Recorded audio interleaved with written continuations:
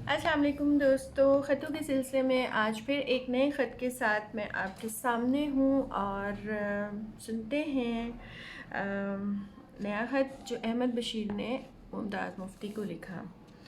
پیارے ممتاز، پیار، واقعی ہم دونوں بہت بوڑھے ہو چکے ہیں، خاص طور پر میں، کیونکہ میری جسمانی صحت اس قدر خراب ہے کہ مجھے زندگی کا ہر لمحہ گن گن کر بسر کرنا پڑ رہا ہے۔ یہ احساس بھی ہے کہ میرا کام ختم ہو چکا، اب جینے کے لیے کوئی نیا رفیق میرے سامنے نہیں۔ میں چونکہ حقیقت پسند آدمی ہوں، اس لیے مجھ میں شعوری طور پر ایک ڈیتھ وش بھی پیدا ہو چکی ہے اور پردہ گرنے کی منتظر ہے نگاہ۔ اس لیے میں نے تمہیں خط لکھا تھا کہ ناراض نہ ہو جانا، کیونکہ مہلت باقی نہیں، مگر تم نے مجھے تلخ خط لکھا۔ میں نے اپنے آپ کو کبھی ادیب نہیں سمجھا، حالانکہ تم نے چاہا بھی اور کوشش بھی کی۔ اسی لیے میں نے جو برے بھلے خاکے لکھے تھے شائع نہیں کروائے، اور ناول کے ختم کرنے کی بھی میرے دل میں شدت سے آرزو نہیں ہے۔ میں نے اس میدان میں کبھی کسی حیثیت کا دعویٰ نہیں کیا۔ میں ایک اخبار نویس ہوں جس کو روزمرہ جنگ کرنی پڑتی ہے۔ بڑے سے بڑا اخبار نویس جس دن مر جاتا ہے اسی روز مر جاتا ہے۔ ادیب 10-15 سال تک زندہ رہتے ہیں یا صدی 2 صدی، مگر پھر ادیب کو غالب، اقبال اور شاید فیض ہونا پڑتا ہے۔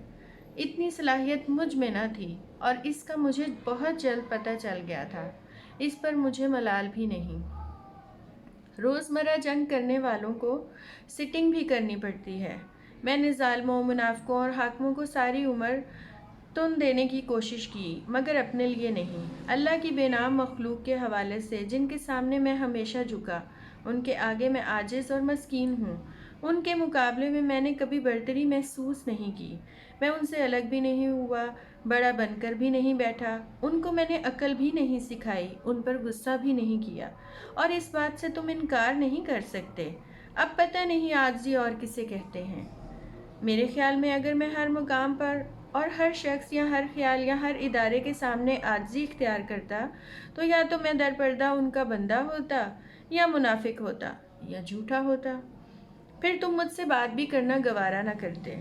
میں نے جو کچھ لکھا ہے وہ تم نے ابھی پڑھا بھی نہیں اور بگڑ گئے، حالانکہ میں اسی سے بچنا چاہتا تھا، مگر کوئی حرج نہیں۔ زندگی میں نے تم سے جو کانٹریکٹ کیا تھا، اس میں ناراض ہونے کا حق صرف تم ہی کو ملا تھا، اور یہ کانٹریکٹ خدا کے فضل سے میں نے پورا کیا ہے۔ میں نے جو کچھ لکھا ہے اس پر شہاب کی روح مجھ سے ناخوش نہ ہوگی، حالانکہ میں نے اس پر اپنے اور ایک عام آدمی کے جو واقف راز نہیں زاویے سے لکھا ہے، اور اس کے دوستوں کا ذکر اس لیے کیا ہے کیونکہ ان کے بغیر ان کا بیان نامکمل ہوتا۔ میں نے زندگی میں جو کچھ لکھا، اچھا یا برا، وہ اپنے طور پر سچ لکھا ہے، مگر سچ کوئی مطلق اور اگریڈ شے نہیں۔ سچ کو میں امانت سمجھتا ہوں، اور لکھتے وقت میں نے کبھی اس بات کی پرواہ نہیں کی کہ کون کیا کہتا ہے، کیونکہ سچ لکھنے میں کوئی میری ذاتی غرض نہیں ہوتی۔ چلو بھئی، پھر مجھ پر لعنت بھیجو۔ میں ایسا ہی ہوں تو کیا میں تم سے چھپا جاؤں؟ غصہ تھوک دو۔ عجز سے اور بڑھ گئی برہمی مزاج دوست، اب وہ کرے علاج دوست جس کی سمجھ میں آ سکے۔ تمہارا احمد بشیر۔ اس خط سے آپ کو اندازہ ہوگا کہ احمد بشیر کے لکھنے کا جو سٹائل تھا اور جیسا وہ لکھتے تھے، ان کے کالمز یا ان کی تحریریں، وہ بالکل اس زمانے میں بھی لوگوں کو، ریاست کو، حکمرانوں کو اور ارد گرد کے لوگوں کو کوئی خاص پسند نہیں آتی تھی۔ جس طرح کے لوگ جو تھے ارد گرد، جیسے ہمیں آج کل اپنے ارد گرد میں شدت پسندی نظر آتی ہے، یا اور سب چیزیں جو مل کے معاشرے کو جو ہیں ایک انتہا پسندی کی طرف لے کے جا رہی ہیں، تو وہ چیزیں اس دور میں بھی تھیں اور وہ اس دور میں بھی ہیں، اور پتہ نہیں یہ کب ٹھیک ہوں گی۔